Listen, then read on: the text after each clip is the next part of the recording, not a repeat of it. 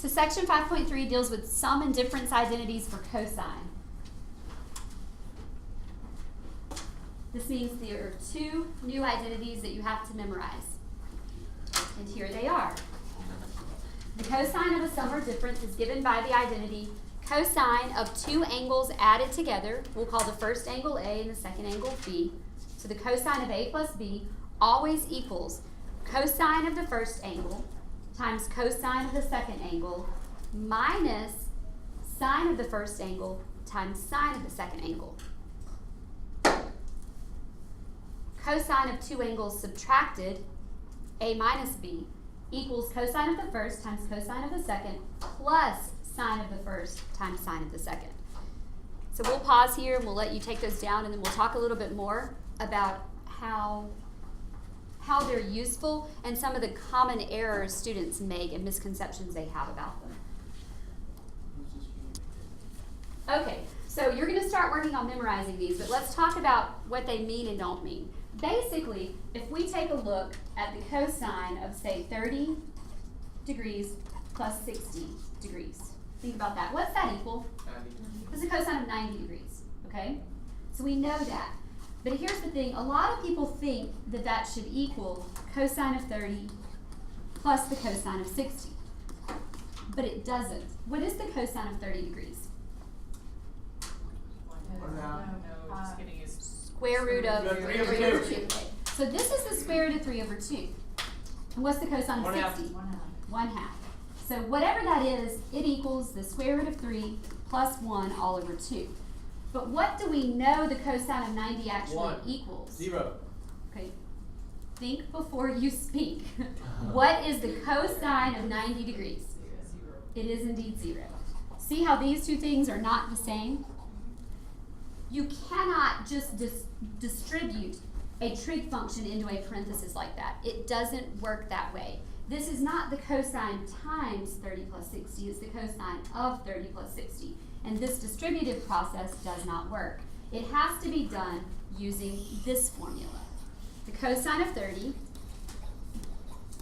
times the cosine of 60 minus the sine of 30 times the sine of 60.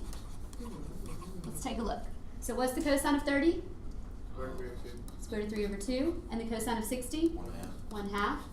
What's the sine of 30? What's the sine of 60? So if I plug into this formula right here, I actually get the square root of 3 over 4 minus the square root of 3 over 4. And that equals that. You can see that that formula works. But a lot of people still forget to use that formula, and they try to do this right here, and they miss these problems. So be very, very careful. You can't distribute a trig function into a parenthesis. All right, let's take a look at an example of where we might actually need to use this. Because obviously we didn't really need it for this. We already knew the cosine of 90, right? Okay. Well, what if I asked you to find the exact value of the cosine of 15 degrees? Normally, when we find exact values, they come from our unit circle. But 15 degrees is not on our unit circle. So basically, what we have to do is we have to figure out a relationship of 15 degrees to something on our unit circle. And it turns out that I could get 15 degrees by taking 45 minus 30 or 60 minus 45. And both of those are on the unit circle. Does that make sense? Okay, so you take the cosine of 15 degrees and you rewrite it as a sum or difference of two things that are on your unit circle. So what do you guys want to use? 60 minus 45 or 45 minus 30? 45 minus 30. Okay, it doesn't matter which one you use, you will get the same answer. So I guess we'll try 45 minus 30. Okay, and you have to plug into that formula from the previous slide and expand it out. So this would be cosine of the first times cosine of the second, plus or minus?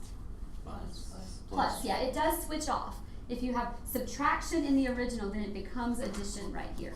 Plus the sine of 45 times the sine of 30. And then you simply use what you know after it's expanded from your unit circle, and you plug in, and that will find the exact value of the cosine of 15 degrees. So you don't need a calculator to do this.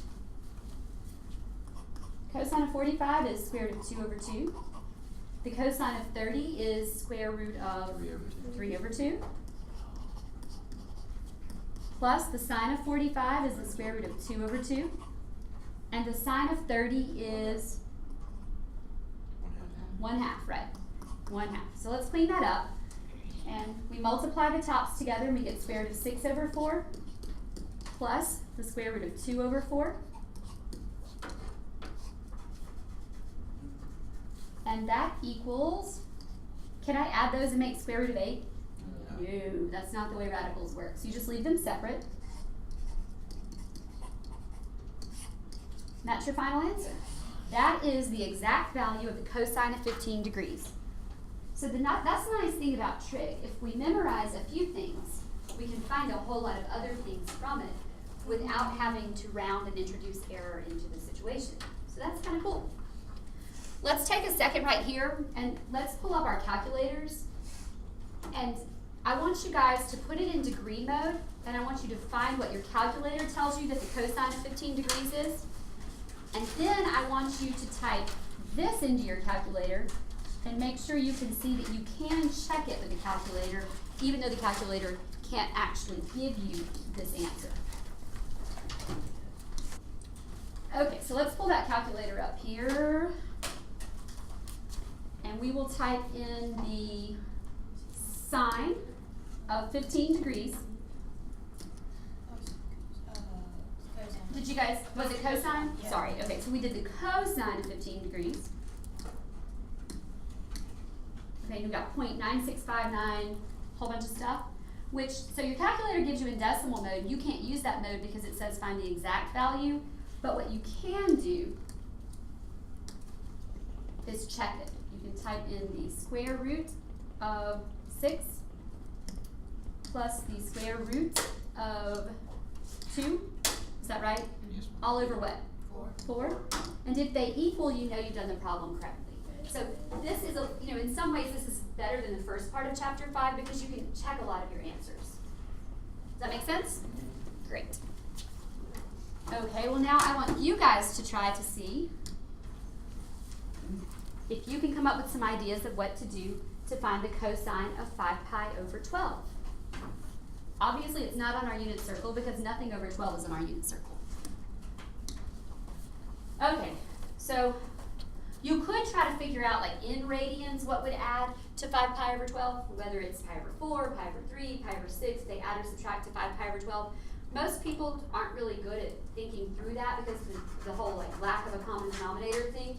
So the best thing probably for most of us is to convert the 5 pi over 12 into degrees before you start. So let's go over to the side.